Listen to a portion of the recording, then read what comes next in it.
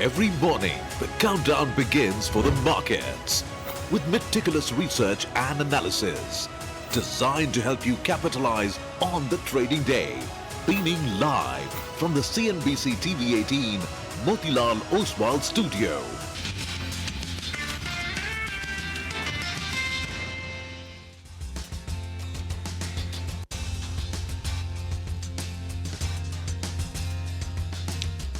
Tuesday morning, good morning. You're with us here on a fresh new edition of Bazaar Morning Call. We are coming to you live as always from the CNBC TV 18 Motilal Oswal studios. I'm Prashant. With me, my colleagues Surabhi and Nigel. Guys, hi, good morning. Morning. Hi, good morning. Well, bulls continue to chug along. The news flow around trade deals is still keeping everybody sort of at the edge of their seats. So lots going for this market. News on trade deals, but no trade deals as yet. So I think that's the way to put it. It's coming. You can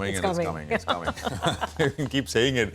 But actually, let's just hear it from the man, right? This is Treasury Secretary Scott Bessent yesterday, basically making that same point. I think we're very close to some deals. As President Trump said last night on Air Force One, maybe as early as this week. So when you think about uncertainty, uncertainty, a lot of it is generated by, I have asymmetric knowledge, so I'm not uncertain because I think it's going well. Other people don't know what I know. So you have to share that with us then. Well, I can say that I am highly confident that we have 18 important trading partners. We'll put China to the side. The 17 other partners, many of them have approached us with the very good trade proposals. President Trump is going to be involved in all of those. He will be the final decision maker, and we'll see where that goes. I think we could see substantial progress in the coming weeks. We'll see. That I think it's Stein's law, that which is not sustainable doesn't continue. So 145%, 125% tariff levels are the equivalent of an embargo. Yep. And we're reading every day what's happening with factories in China. And from an academic point of view, I can tell you that the history of trade battles, we are the deficit country. The surplus country always has the most to lose. Okay, lots of noise there. I mean, Treasury Secretary Bessent was sort of made a speech at the Milken Institute. It was a pitch about making in America. And of course, after that, CNBC sat down with him. And that's essentially a portion of the interview that we played out for you. In case, because of that noise you missed out, let me just quickly recap what he said. I mean, he said administration is very close to some deals on trade. Some deals could come as early as this week. And he went on to say that the China trade progress could come in coming weeks as well. Basically, they start talking at some point with regards to China, but some deals coming very soon, as early as this week. So, and of course, I mean, with regards to India, he said in the past, not this time, not last night, that India remains one of the first countries with which the US perhaps will get a deal going. Okay, now, the markets and what they did, we had a 9-day winning streak, and it was kind of getting unsustainable. So we broke that streak. S&P down about 0.6. Nasdaq was down about 0.7%.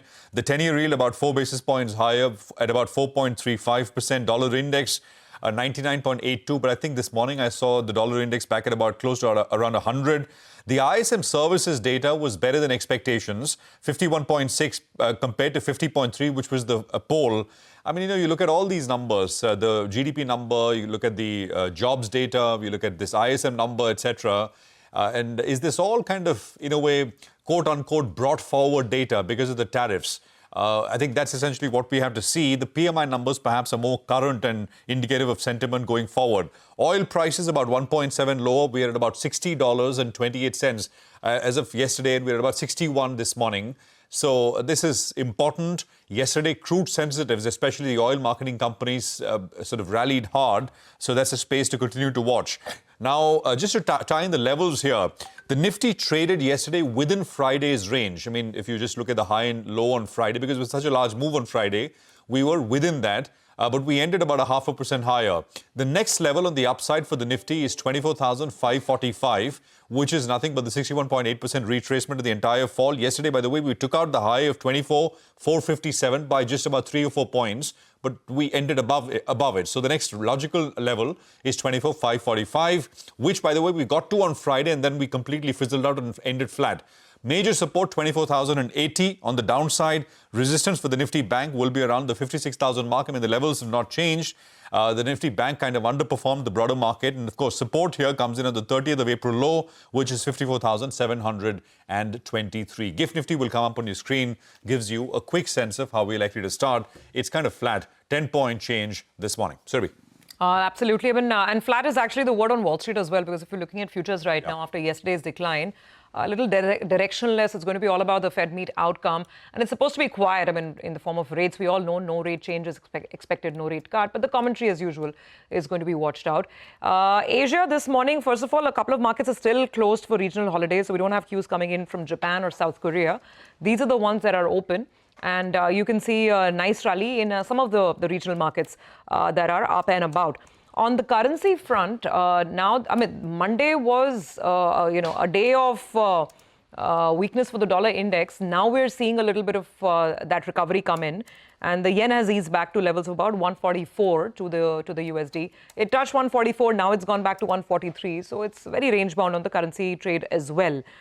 Speaking of trade deals, there's a Bloomberg report that's talking about us, India. And according to that report, it's saying that India has proposed zero tariffs on steel, auto components, and some pharma imports, but up to a certain volume threshold. So up to a certain threshold, it will be zero tariff on a reciprocal basis. Above that threshold, there will be the usual tariff that will be imposed. So let's see, lots of trade talk and deal talk doing the rounds. The Nifty, despite all of this, I mean, the fact that banks were underperforming yesterday, it continued its winning streak, managed to put on that 0.5% because there's now participation coming in from other pockets of the market as well. Yesterday, consumer stocks, Reliance, all of them were firing. So the rally does have more legs. It's not a one-trick pony, so to speak, at least from what it appears right now. And flows have been very, very supportive. Yesterday, again, you had, buying from both the FIIs and the DIIs. The FII number was not as big as what we saw on Friday, but nonetheless 500 crores of positive numbers coming in from FPIs, and domestic institutions bought equity to the extent of about 2,800 odd crores. The flows, not a problem at all. Lots of individual stock action to focus on. First of all, we have a listing. Ather is going to be making it to the market today. Just reminding our viewers, the company raised, when we're talking about fresh issue, that's money coming into the company, that was about 2,600 crores. The price band was 304 to 321. If you go by a lot of the reports, the so-called grey market, it's supposed to be slightly quiet and muted, maybe 5-6 rupees at the pop. That's what the expectation is. Today is a very important day for Tata Motors as well, because finally the board is going to decide on the way forward for the demerger. So you get, one share of the CV business for one share of the existing business that you hold. So that's an important shareholders meeting that's coming up. Lots of results to keep us busy. And I'm just flashing up the list for you. And lots of very interesting large mid caps as well. So there's Godrej Consumer, BOB, HPCL, MGL, there's Aadhar Housing, CG Power, Kajaria Ceramics, Nerolac, I could go on and on, KEI, Radico Khetani, even Polycab, especially Polycab worth watching, considering the stellar show that we had from RR Kebble yesterday. Last but not the least, watch out for Yes Bank. There are different reports, both in the Mint and the Economic Times, and different papers reporting this, different wire agencies also reporting this, that Sumitomo, the Japanese banking giant, it is very close to getting RBI's blessings to take a large stake in the bank. Some say it could be as much as 51%. So let's see. Some reports suggesting there could be an open offer triggered. So Yes Bank definitely going to be on the radar as well. Nigel. Well, the markets are clearly telling you that in the near term, we have a bit of a resistance zone. So that 24,550 to around 24,600, that appears to be a near-term stubborn resistance. Because for the last few trading sessions, it's close to around 8 sessions, we've consistently visited the highs of the day at around 24,350 to around 24,600. So that's the resistance zone that we're talking about. You'll see we're just 150 points away from that level. But the problem is this level is continuously getting rejected. I'll tell you what, if we can close above this level, then we are set for a fresh leg on the way up. Eye on the border though. I think that's the reason why, in fact, in the near term, we are seeing, some bit of consolidation and some kind of resistance at the highs. But the longer we go through this consolidation phase, the sense you get is the breakout could be even bigger once all of this does clear out. So let's see how that goes. What about the FIs? What are they doing? They're pumping in some money in the cash market, and in the futures market, they've been covering their shorts and they're gradually moving to the net long position. And even in yesterday's trading session, they added some longs. They're still net short, 51.5% positions on the short side. But now they're moving to that even-Stevens part. So that's why if you look at the FI net shorts, that's come down to just 5,000 contracts, while the clients, they're net short by close to around 27,000 contracts or thereabouts. But what are they doing in index options? It appears that in case the market is going to break away, there is some out-of-the-money call buying that we're seeing. Even in yesterday's trading session, they bought more calls than puts, though they're writing pretty much one put for one call. At least that's what we saw in yesterday's trade, which brings us to the options data. The 24,500 call, well, it added close to around 50 lakh shares, and the 24,000 put as well. And these are the most active strikes, and this is the broad range that we're looking at. So let's get the levels up for you on the screen.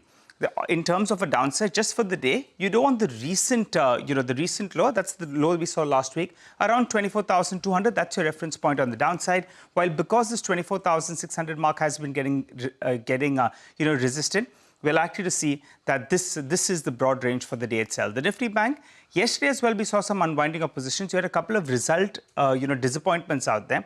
And that's why there was some unwinding of positions, which is causing the Nifty Bank to see some kind of selling from the top. But I think the Nifty Bank is in this broad range. The recent high as well as the recent low in that vicinity of around 54,000 on the downside and around 56,000 on the upside. That seems to be the level. In the last 10 sessions or so, we have gone there more than thrice, and that 56,000 mark has got rejected. So we'll see how the Nifty Bank goes.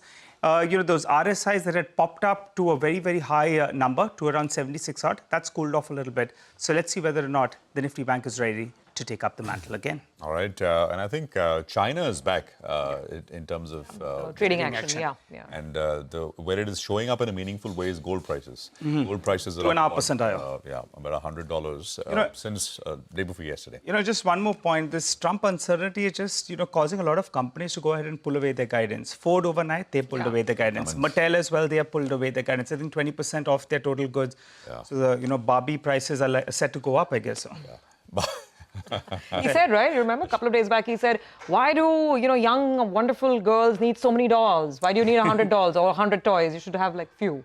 That's what he said to American young girls. Just connect to my daughter.